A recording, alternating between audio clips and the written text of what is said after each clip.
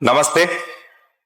बहुत अच्छा लग रहा है आप लोगों के बीच आज मैं आया हूं और मुझे बहुत अच्छा लगता है कि यूथ के साथ, आज के जो युवा हैं उनके साथ जरूर हमें इंटरेक्ट करना चाहिए, क्योंकि दुनिया भर में सबसे ज्यादा युवा हमारे देश में हैं और मैं ये कहूंगा कि शायद दुनिया भर में सबसे ज्यादा टैलेंटेड भी हमारे देश के युवा ही हैं, यानी आप लोग हैं।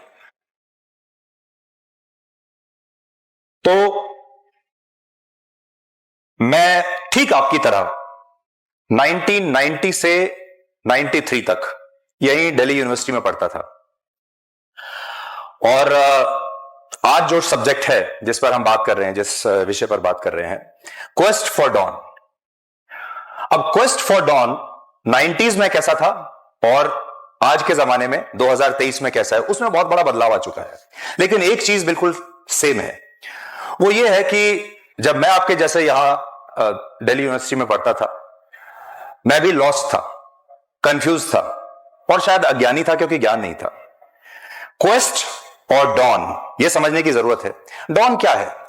सनराइज से ठीक पहले का समय। सनराइज क्या है, डॉन क्या है? जब आपके सामने लंबी रात के बाद प्रकाश आता है, सुबह आती है और अंधेरे में जब आप कुछ देख नहीं पा रहे होते हो और सूर्य की पहली किरण के साथ आपको दिखना शुरू हो जाता है। हमारी लाइफ में बहुत बार ऐसा होता है जब हम देखना चाहते हैं लेकिन हमें कुछ दिखाई नहीं दे रहा, सोचना चाहते हैं कि आगे चलकर हम क्या करेंगे लेकिन समझ में नहीं आ रहा। और वो जो प्रकाश है, जो लाइट है, या ये जो डॉन है, असल में यही सॉल्यूशन होता है। जब आपको दिखाई देने लगता है तो फिर आपके सामने सॉल्यूशन भी आ जाता है। अब क्वेस्ट क्या है? क्वेस्ट है उस डॉन यानी उस सॉल्यूशन को प्राप्त करने के लिए क्या आपके अंदर एक तीव्र इच्छा है या नहीं। अब ये तीव्र इच्छा बहुत जरूरी होती है। अगर आपके अंदर इच्छा है और आप चाहते हैं कि आप देखें कि आगे चलकर क्या होने वाला है आपकी जिंदगी में और क्या आप सॉल्यूशन हो सकते हैं। सॉल्यूशन और समस्या क्या है? असफलता का मतलब है एक लंबी रात, कंफ्यूजन का मतलब है एक लंबी रात। अगर आपके सामने कोई असंभव सी चुनौती है, उसका मतलब है लंबी रात, यानी आपको समझ में नहीं आ रहा है कि इससे बाहर कैसे निकला जाए। और जब सुबह होती है तो उसे आप सॉल्यूशन कह सकते हैं, आपको सॉल्यूशन दिखना शुरू हो जाता है। इसके लिए आपको दो चीज चाहिए, अच्छा लीडर और अच्छा गुरु। मेरे जमाने में जब मैं पैदा हुआ, जिस युग में, उस जमाने में ना तो फोन था, ना इंटरनेट था, ना फेसबुक था, कुछ नहीं था, ना गूगल था। टीवी भी बहुत कम घरों में हुआ करता था। मेरे घर में तो टीवी भी नहीं था, बहुत बाद में मेरे घर में टीवी आया। इसका मतलब यह है कि जो एक्सेस टू इंफॉर्मेशन आज आपके पास है वो मेरे पास नहीं था। आपके पास जितने सारे गुरु आपको ऑनलाइन आज उपलब्ध हैं, जितनी ज्यादा वैरायटी ऑफ इंफॉर्मेशन आज आपके पास उपलब्ध है, वो हमारे पास नहीं था। अगर उस जमाने में अगर हमें किसी खास कॉलेज में एडमिशन लेना भी है तो उस कॉलेज में जाना पड़ता था, पहले वहां जाकर पता करना पड़ता था कि आपके पास क्या क्या कोर्सेज हैं। आज आपको जाने की जरूरत नहीं है, आप ऑनलाइन एप्लीकेशन भी कर सकते हैं, ऑनलाइन सब कुछ समझ भी सकते हैं। और मुझे याद है मैंने अपनी जिंदगी में जो एक बहुत बड़ी गलती की थी। क्यों की थी? कोई समझाने वाला नहीं था, मैं अज्ञानी था और कंफ्यूज था। मैं साउथ दिल्ली में रहता था, एक सरकारी कॉलोनी में, और मुझे यह नहीं पता था कि नॉर्थ कैंपस में कौन कौन से अच्छे कॉलेजेस हैं और साउथ कैंपस में कौन कौन से अच्छे कॉलेजेस हैं। उस समय मेरे दिमाग में क्या बात थी, सबसे बड़ी चुनौती क्या थी कि मैं जहां रहता हूं, क्या मैं अपने घर के आसपास ही किसी कॉलेज में जा सकता हूं? यह नहीं सोचा कि दिल्ली में बेस्ट कॉलेज कौन सा है, और ना ही मुझे पता था कि दिल्ली में बेस्ट कॉलेज कौन सा है। मैंने सिर्फ यह सोचा कि मेरे घर के आसपास कौन सा है, क्योंकि मैं बहुत दूर जा नहीं सकता, मेरे पास उतने साधन नहीं है, मेरे पास उतने मीन्स नहीं है। और मैं I settle down with a college which was actually not the best, but it was near my house. ये कितनी बड़ी गलती थी, लेकिन उस समय मेरे सामने कोई गुरु नहीं था, मेरे सामने कोई लीडर नहीं था जो मुझे ये सारी बातें बता सके। ये जो समस्या है ये आज आपके पास नहीं है। इसलिए सबसे पहले, एक लीडर क्या होता है? जीवन में दो तरह के लोग आपको मिलेंगे, लीडर्स और मैनेजर्स। लीडर्स आपको मोटिवेट करते हैं, लीडर्स आपको सॉल्यूशन देते हैं, और मैनेजर्स सिर्फ आपसे काम करवाते हैं। एक बड़ा फर्क है। पहली चॉइस जो आपको लाइफ में है वो ये है, आप लीडर बनना चाहते हैं या मैनेजर बनना चाहते हैं? आज आप अपने आप से पूछिएगा। लीडर्स रिस्क लेते हैं, मैनेजर्स बने बनाए रूल्स को फॉलो करते हैं। Leaders are visionaries. एक लीडर को पता होता है आज से 5 साल बाद, 10 साल बाद क्या होने वाला है, और वो उसके हिसाब से अपनी नीतियां बनाता है। Managers work on small goals. Leaders create relationships, managers build employees. Leaders ask what and why and managers ask when and how. ये एक फर्क होता है लीडर और मैनेजर में। मैनेजर्स जो होते हैं वो बिजनेस एज यूजुअल को मेंटेन करते हैं। हमारे, आप कॉमर्स के छात्र हैं, आप जानते होंगे what is BAU, business as usual. जो जैसा चल रहा है स्टेटस को वैसा ही चलता रहे, वो मैनेजर की सोच होती है। लेकिन एक लीडर की सोच बहुत बड़ी होती है। लीडर्स चेंज लाते हैं, आपको एक डायरेक्शन देते हैं, और लीडर की जो पहचान होती है वो तब होती है जब आप मुश्किल दौर में होते हैं। उदाहरण के लिए, जब हम मुश्किल दौर में थे कोविड के जमाने में, अभी ये 2 साल, तो आपने देखा होगा हर देश का एक अलग लीडर था, इसलिए हर देश का एक अलग विजन था उस कोविड से निपटने के लिए। जिसके पास अच्छा लीडर था उस देश ने बहुत अच्छा काम किया, जिनके पास खराब लीडर था उन्होंने उतना अच्छा काम नहीं किया। मैं मेरे जीवन में सबसे पहले मैनेजर बना, और बहुत लंबे समय तक मैनेजर बन के रहा मैं, क्योंकि मेरे पास पहले एक छोटी टीम थी, उसके बाद थोड़ी और बड़ी टीम आई, उसके बाद और बड़ी टीम आई, और फिर मैंने अपने आप को मैनेजर से लीडर की तरह ढाला, और फिर मैं उसके बाद एक लीडर की तरह सोचने लगा। शुरुआत में जब मैंने शुरू किया तो मेरे पास 3 लोगों की टीम थी, और पिछले साल तक मेरे पास 3000 लोगों की टीम थी।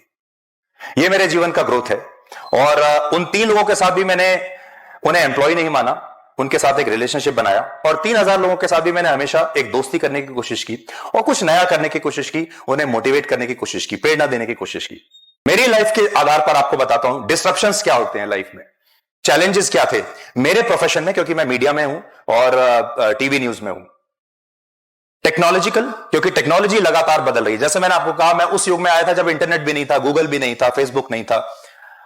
फाइनेंशियल, पॉलिटिकल और मॉरल, इसको हम सबसे कम आंकते हैं कि मॉरल चैलेंजेस क्या हैं, क्योंकि मोरालिटी पर हम सबसे कम ध्यान देते हैं। हम या तो फाइनेंस पर ध्यान देते हैं, टेक्नोलॉजी पर ध्यान देते हैं, लेकिन क्या हम अच्छे इंसान हैं इस पर हम कभी ध्यान नहीं देते। टेक्नोलॉजी के हिसाब से मैं आपको बताता हूं, जब मैं एक रिपोर्टर था 1999 में, मैं कारगिल युद्ध को कवर करने के लिए गया। उस जमाने में इंटरनेट नहीं था, स्मार्टफोन्स नहीं थे, मोबाइल फोन शायद, मुझे जो याद पड़ रहा है, शायद आया ही था, लेकिन स्मार्टफोन नहीं थे। और मोबाइल फोन में भी जो कॉल का जो पैसा लगता था, शायद आउटगोइंग था 18 रुपए का और इनकमिंग था 15 या 16 रुपए का पर मिनट, इतना महंगा था। तो जब मैं कारगिल में जो शूट करता था, शूट कर लिया आपने, लेकिन आपके पास जो टेप है वो आप अपने दिल्ली में हेडक्वार्टर तक पहुंचाओगे कैसे, ये सबसे बड़ी चुनौती होती थी, बिकॉज उस समय कोई लाइव टेलीकास्ट नहीं होता था, कोई डिजिटल ट्रांसफर नहीं होता था। तो बाय हैंड कोई आदमी कारगिल से लेकर दिल्ली तक आता था, और तब उसमें कई दिन लगते थे, और तब 3 दिन पुरानी खबर या 4 दिन पुरानी खबर व्यूअर्स को आज देखने को मिलती थी, क्योंकि जब वो टेप पहुंचेगा, जब वो वीडियो पहुंचेगा, तब उसका प्रसारण होगा। वहां से हमने शुरू किया। आज देखिए, आज आपके पास वर्क फ्रॉम होम है, आप घर से सारी मीटिंग्स वर्चुअली अटेंड कर सकते हैं।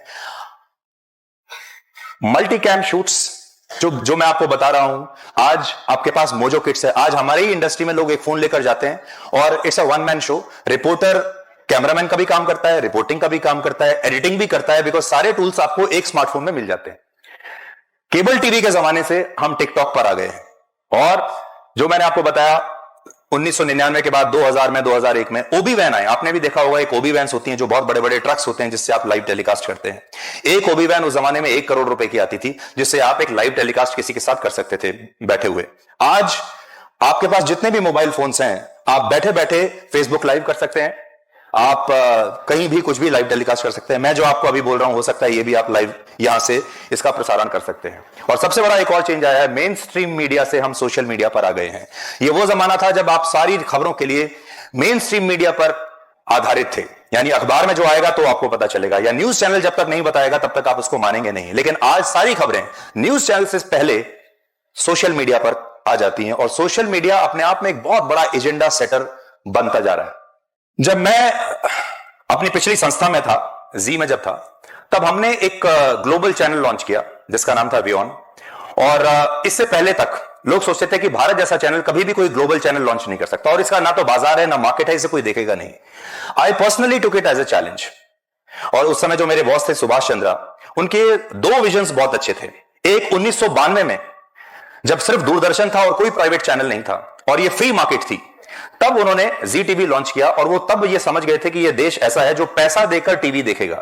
और तब 1992 में जब जी टीवी लॉन्च हुआ तो केबल टीवी आया, और केबल टीवी क्या था, आप केबल ऑपरेटर को पैसा देते थे 200 250 300 रुपया, हो सकता है आज भी आप देते होंगे। ये पूरी इंडस्ट्री तब शुरू हुई और ये एक विजनरी की वजह से शुरू हुई जिसने ये सोचा कि इंडिया में इतना बड़ा टीवी व्यूइंग में, टीवी इंडस्ट्री में इतना बड़ा बदलाव आ सकता है।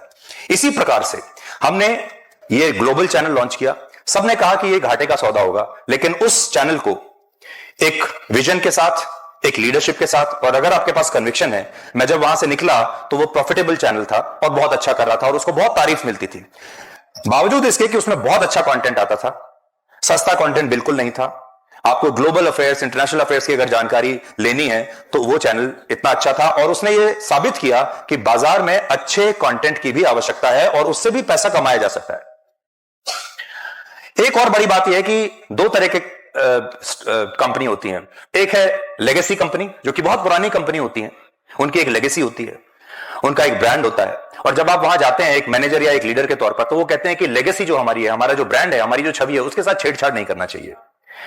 और जो स्टार्टअप है वो एक, तो जो लेगेसी कंपनी होती है वो एक भारी भरकम गंगा नदी की तरह होती है जो धीरे धीरे बहती है और उसका डायरेक्शन मोड़ना बहुत मुश्किल होता है। स्टार्टअप जो होता है वो एक झरने की तरह होता है, उसका डायरेक्शन मोड़ना बहुत आसान होता है, उसमें बदलाव करना बहुत आसान होता है। लेकिन मैंने एक नई चीज निकाली वहां पर कि क्या आप एक लेगेसी कंपनी को स्टार्टअप कंपनी के माइंडसेट के साथ चला सकते हैं, और उसमें आपको सिर्फ जो काम करने वाले लोग हैं उनको यह बताना है कि आपको अपना ब्रांड प्रोटेक्ट करना है, आपको अपनी छवि प्रोटेक्ट करनी है, लेकिन you have to think like a startup.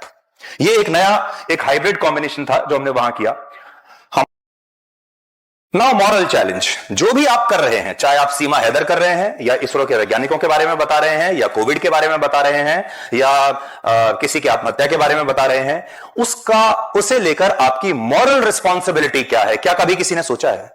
Unfortunately ज्यादातर लोग कभी इसके बारे में नहीं सोचते कि मैं जो कर रहा हूं टीवी पर, उसका सोसाइटी पर, परिवारों पर क्या असर पड़ेगा। यह एक ऐसा सवाल है जो अभी तक, जिसका जवाब लोग ना तो इसे पूछना चाहते हैं, ना ही इसका जवाब देना चाहते हैं। Who will set the boundaries?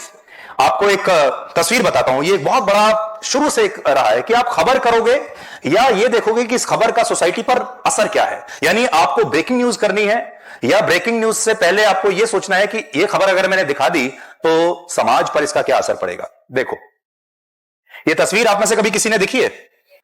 आपने देखी होगी, ये बहुत मशहूर तस्वीर है और इसका जो शीर्षक है वो है the vulture and the little girl. ये सूडान की तस्वीर है और इसमें एक गिद्ध है और ये बच्चा है जो कि भूख से मरने ही वाला है, और ये गिद्ध जो है, जो वल्चर है, ये इसके मरने का इंतजार कर रहा है कि ये मरे तो मैं इसे खाऊं। इन दोनों के अलावा इस जगह पर कोई नहीं है, एक फोटोग्राफर है। उस फोटोग्राफर को क्या करना चाहिए था? इस बच्चे को बचाना चाहिए था या इसकी फोटो खींचनी चाहिए थी? उसने फोटो खींची और बच्चे को नहीं बचाया। और ये फोटो खींचने के बाद ये तस्वीर पूरी दुनिया में वायरल हुई। वो जो फोटोग्राफर है वो पूरी दुनिया में एक स्टार बन गया और उसे बहुत बड़े बड़े पुरस्कार मिले। आज हमारे सामने जो सबसे बड़ा कंफ्यूजन है वो यही है कि आपको बच्चे को बचाना है या आपको फोटो खींचनी है। अनफॉर्चुनेटली ज्यादातर लोग आज भी फोटो खींचना चाहते हैं, पुरस्कार लेना चाहते हैं, पैसा कमाना चाहते हैं, स्टारडम लेना चाहते हैं, व्यूज, शेयर और सब्सक्राइब करना चाहते हैं, क्योंकि जब तक वो ये नहीं दिखाएंगे तब तक ना व्यूज आएंगे, ना शेयर होगा, ना सब्सक्राइब होगा। और इस बच्चे को बचाने के बारे में लोग सोचते नहीं हैं। इसलिए आज आप इस तस्वीर को जब आप घर जाएं तो अपने साथ लेकर जाइएगा। माय लर्निंग्स, जैसा मैंने आपको कहा, 1990 में मैं भी आप ही की तरह ऐसे ही किसी कॉलेज में था और तब मैंने सोचा था कि मैं आज इस एसआरसीसी में, इतना प्रेस्टिजियस कॉलेज है, मैं आज आपके सामने खड़े होकर यहां मंच पर बात कर रहा हूं। मैंने बिल्कुल नहीं सोचा था। तो क्या हुआ कि मैं आज यहां तक पहुंच पाया, और आपको क्या करना होगा कि आप भी एक दिन यहां खड़े होकर मेरी तरह इस तरह कोई लेक्चर दे रहे होंगे। मेरी जो नौकरी है, मैंने उसे कभी भी नौकरी की तरह नहीं लिया। मेरे लिए ये 9 to 5 जॉब नहीं है। मेरे लिए ये मंडे टू फ्राइडे या मंडे टू सैटरडे एक नौकरी नहीं है। मेरे लिए ये एक टास्क है, ये एक जिम्मेदारी है और ये एक सेवा है। और मुझे ऐसा लगता है कि अगर हर रोज रात को 9 बजे मैं 1 घंटे का टाइम मुझे मिलता है और उस 9 से 10 के दौरान करोड़ों लोग अगर मुझे देखते हैं, उनके परिवार मुझे देखते हैं, तो मेरे ऊपर कितनी बड़ी जिम्मेदारी है। मॉरल जिम्मेदारी भी है, मेरा एक कर्तव्य भी है। और क्या उस शो के जरिए मैं सेवा कर सकता हूं? क्या इस देश के लिए कुछ कर सकता हूं, समाज के लिए कुछ कर सकता हूं, या फिर पीछे वाली एक फोटो दिखाकर मैं ज्यादा से ज्यादा व्यूज ले लूं? तो ये मेरे मन में पहले दिन से एक भाव था कि ये जो प्लेटफॉर्म है, इसका इसका इस तरीके से इस्तेमाल करना है कि देश में, समाज में और लोगों को इसका कुछ फायदा मिल सके। सो ये जो व्यूअरशिप है, ये ऑर्गेनिक व्यूअरशिप है। ये व्यूअरशिप इसलिए नहीं है क्योंकि मैं आता हूं और मैं आपके सामने डांस करता हूं, मैं आता हूं आपके सामने अच्छे अच्छे आपको चुटकुले सुनाता हूं, मैं आता हूं आते ही किसी का अपमान करता हूं या किसी को आपके सामने कोई मसालेदार खबरें देता हूं, आपका मनोरंजन हो जाता है। ये इसलिए नहीं है। मैंने हमेशा अपने शो में ये कोशिश की कि मैं आपका जो 1 घंटा ले रहा हूं वो ऐसा लूं कि आपको ये नहीं लगे कि आपका समय बर्बाद हुआ है। यानी to transform the society, nation, और सबसे बड़ी बात, ऐसी खबर जो आपके काम की खबर हो। News you can use. ये न्यूज जो मैं आपको देता हूं ये आपके एंटरटेनमेंट के लिए नहीं है। और तो पहला मैंने आपको बताया पैशन। अगर आपके अंदर पैशन है तो आपका काफी हद तक काम हो जाएगा। Second, purpose. क्या आप जानते हैं कि जो पैशन आपके अंदर है इसका पर्पस क्या है? आपको पर्पस पता होना बहुत जरूरी है, वही एक्चुअली दूसरे शब्दों में डॉन होगा। और तीसरा, परसेवरेंस, यानी लगातार बिना रुके, सर्दी, गर्मी, बरसात, दुख हो, सुख हो, आप बीमार हैं लेकिन आपको लगातार हर रोज रात को 9 बजे पहुंचना है और अपने करोड़ों दर्शकों से मिलना है। और आपके अंदर एक अंदर से एक पैशन आता है कि नहीं, मुझे आज जाना ही है। और इसलिए ये जो नौकरी है, ये जो काम है, ये नॉन स्टॉप 365 दिन चलता है। रात को 9 बजे मैं कहीं भी रहूं लेकिन मैं रात में 9 बजे अपने शो के लिए जरूर आना चाहता हूं और मैं आता हूं। सिर्फ एक मैंने ब्रेक लिया है अपने पूरे करियर में, जब मुझे कोविड हुआ 2021 में, जब सेकंड वेव आई थी और मैं लगभग 15 दिन के लिए अस्पताल में था। वो मेरे लाइफ का इकलौता ब्रेक है जब मैंने वो ब्रेक लिया। उसके आगे पीछे मैंने कभी जीवन में कोई ब्रेक नहीं लिया है। और जब कोविड में लॉकडाउन का दौर चल रहा था, 2 साल लोगों ने वर्क फ्रॉम होम किया। उस जमाने में भी मैं पूरे लॉकडाउन के दौरान हर रोज ऑफिस जाता था, because I was leading a huge team. और उस टीम को आप कब लीड कर पाएंगे? जब आप उस टीम के साथ वहां बैठकर, वहां मौजूद रहकर आप उसे लीड करेंगे। आप ये नहीं कर सकते कि आपने इतनी बड़ी टीम को ऑफिस बुला लिया और आप खुद ही has to lead from the front. और इसीलिए मैं आपको बताता हूं कि जब इतनी बड़ी संस्था होती है तो एक लीडर उसे प्रकाश दिखाता है, एक लीडर उसे लाइट दिखाता है। जब कंफ्यूजन का जो दौर होता है, जब आपको ये नहीं पता होता कि ये 2 साल के बाद आगे चलकर क्या होगा, हम रहेंगे या नहीं रहेंगे, ये न्यूज चैनल्स रहेंगे या नहीं रहेंगे, इसके बाद हमारा क्या होने वाला है, वो समय होता है जब एक लीडर आपको पूरा विश्वास दिलाए और आपको बताए कि ये जो अंधेरी गुफा है या ये जो टनल है जिसके अंदर चारों तरफ से अंधेरा ही अंधेरा है, ये आगे चलकर खुलेगा और आपको सूर्य की रोशनी नजर आएगी और फिर वही आपका सॉल्यूशन बनेगा। आज आपके पास जीपीएस है, आपके पास एआई है, लेकिन जीपीएस एक मैनेजर की तरह है, आर्टिफिशियल इंटेलिजेंस एक मैनेजर की तरह है। लीडर वो जीतेगा जो एआई का इस्तेमाल करता है लेकिन अपने दिमाग, अपने इंट्यूशन का और अपनी नॉलेज का भी इस्तेमाल करता है। इसलिए वो व्यक्ति जीतेगा जो जीपीएस का इस्तेमाल करता है। जीपीएस कभी नहीं जीतेगा। एक एप्लीकेशन के आधार पर आप ह्यूमन माइंड को कभी नहीं हरा पाएंगे। लेकिन इतना जरूरी है कि अगर 2 लोगों के बीच में एक प्रतियोगिता है, एक के पास एआई और दूसरे टूल्स हैं और दूसरे के पास नहीं है, तो जो इसके पास ये सारे टूल्स हैं, ये जो अस्त्र हैं, शस्त्र हैं, ये जिसके पास होंगे उस व्यक्ति की विजय होगी। इसलिए ये जितनी टेक्नोलॉजी है आप इसे इस्तेमाल करिए, आपको पता होना चाहिए, लेकिन इस टेक्नोलॉजी को अपना लीडर मत बनाइए। लीडरशिप आपके हाथ में होनी चाहिए और आपको पता होना चाहिए कि इस टेक्नोलॉजी का कैसे और कहां इस्तेमाल करना है। Thank you.